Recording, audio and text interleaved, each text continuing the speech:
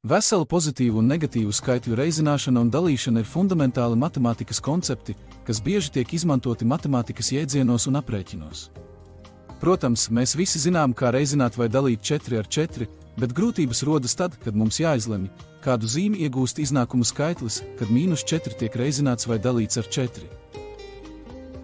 Lai saprastu šos noteikumus, izmantosim jautru analoģiju. Iedomāsimies divus skaitļus kā divus personāžus – mūziķi un dejotāju. Kad mēs saskaramies ar pozitīvu skaitli, iedomāsimies to kā mūziķi, savukārt negatīvo skaitli kā dejotāju. Ja vienā istabā mēģina spēlēt mūziķis, bet vienlaikus citā ritmā dejo dejotājs, starp tiem veidojas konflikts, negatīvs iznākums. Bet, kad sastopas divi mūziķi vai divi dejotāji, starp viņiem valda harmonija, ko mēs saucam par pozitīvu iznākumu. Apskatīsim dažus piemērus, izmantojot šo analoģiju, reizināsim mūziķus pozitīvie skaitļi ar dejotājiem negatīvie skaitļi, kur iznākums vienmēr ir konflikts, tātad negatīvs. Atrisini skaties tālāk.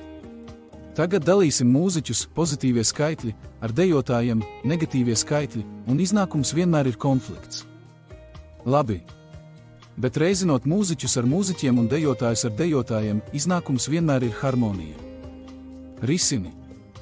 Ceru tev padodas.